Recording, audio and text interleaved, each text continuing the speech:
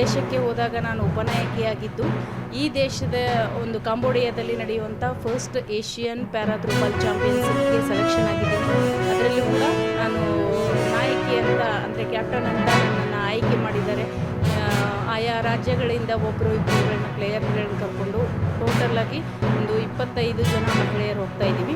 ತಿಂಗಳ 28, 29, 30ನೇ ತಾರೀಕು ಕಾಂಬೋಡಿಯಾದಲ್ಲಿ first Asian throwball championship challenge ಗೆದ್ದಿದ್ದಾರೆ ಮತ್ತು ಎಲ್ಲ ವಿಶೇಷ ಚೇತನಗಳು ಅವರು ಸ್ಫೂರ್ತಿದಾಯಕ. ನನಗೆ ಎಷ್ಟೋ ಸತ್ಯ ಅನಿಸುತ್ತೆ, ನನಗೆ ಭಗವಂತ ಎಲ್ಲ ಕೊಟ್ಟಿದ್ದರೂ ಏನೂ ಸಾಧನೆ ಮಾಡೋಕ್ಕಾಗಲಿಲ್ಲ. ನೋಡಿದ್ರ ಆಕೆಯ ಒಂದು ವೈಕಲ್ಯತೆಯೇ ಒಂದು ಚಾಲೆಂಜ್ ಆಗಿ ತೆಗೆದುಕೊಂಡು ಇವತ್ತು ಭಾರತ ಅಂತಾರಾಷ್ಟ್ರೀಯ ಮಟ್ಟದಲ್ಲಿ ಹೆಸರು ಮಾಡ್ತಾರೆ. ನಿಜಕ್ಕೂ ಆ ತಾಳ್ಮೆ, ಜಾಣ್ಮೆ ಮತ್ತು ಸ್ವಾಭಿಮಾನನ ನಿಜಕ್ಕೂ ನೆನಪಬೇಕು. ಸಂತೋಷ. ಎಲ್ಲ ಟೀಮೆಲ್ಲ ಸೇರಿ ನನ್ನ ಮಿಸ್ಸಸ್ನ ರೇಣುಕಾ ಅವ್ರನ್ನೇ ಕ್ಯಾಪ್ಟನ್ ಮಾಡಿದ್ದಾರೆ. ಆ ಕ್ಯಾಪ್ಟನ್ ಮಾಡೋದ್ರಿಂದ ನನಗೆ ತುಂಬ ಖುಷಿಯಾಗಿದೆ. ಏನು ಅವ್ರ ಆಟ, ಅವರ ಸಾಧನೆಯನ್ನು ಅವರು ನೋಡಿ ಎಲ್ಲ ದೇಶಗಳಲ್ಲಿ ಹೋಗಲಿ ಆ ಆಟ ಆಡಿ ಸರ್ವಿಸ್ ಮಾಡಿ ಅವರು ಎಲ್ಲರಿಗಿಂತ ಹೆಚ್ಚಿಗೆ ಪಾಯಿಂಟ್ಗಳು ತೆಗೆದು ಎಲ್ಲರಿಗೂ ಭಾರತಕ್ಕೆ, ದೇಶಕ್ಕೆ, ನಮ್ಮ ರಾಜ್ಯಕ್ಕೆ, ನಮ್ಮ ದೇಶಕ್ಕೆ ಅವರು ಹೆಸರು ಮಾಡಿದ್ದಾರೆ. ಅದನ್ನು ನೋಡಿ ನಾನು ಹೆಮ್ಮೆ ಪಡ್ತೀನಿ.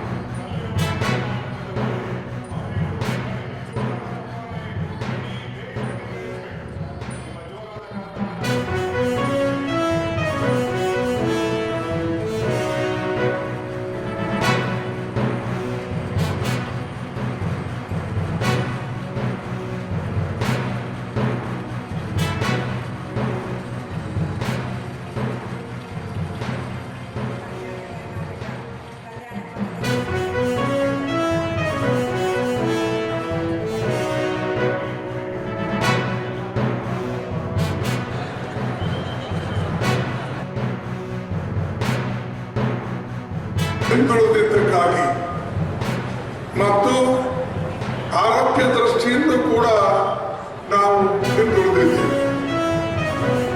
ಎಲ್ಲಿ ಶಿಕ್ಷಣ ಮತ್ತು ಆರೋಗ್ಯ ಕ್ಷೇತ್ರ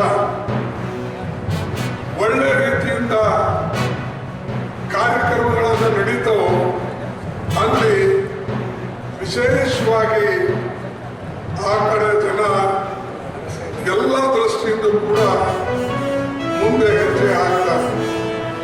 ಅದಕ್ಕಾಗಿ ನಾವು ವಿಶೇಷವಾಗಿ ನಮ್ಮ ಎಲ್ಲ ಶಾಸಕರಿಗೂ, ಎಂಪಿಗಳಿಗೂ, ನಿಮಗೂ ಕೂಡ ಕೇಳಿಕೊಳ್ತಕ್ಕಂಥದ್ದು ಏನಂದ್ರೆ, ದಯವಿಟ್ಟು ತಾವೆಲ್ಲರೂ ಶಿಕ್ಷಣಕ್ಕೆ ಆದ್ಯತೆ ಕೊಡಿ.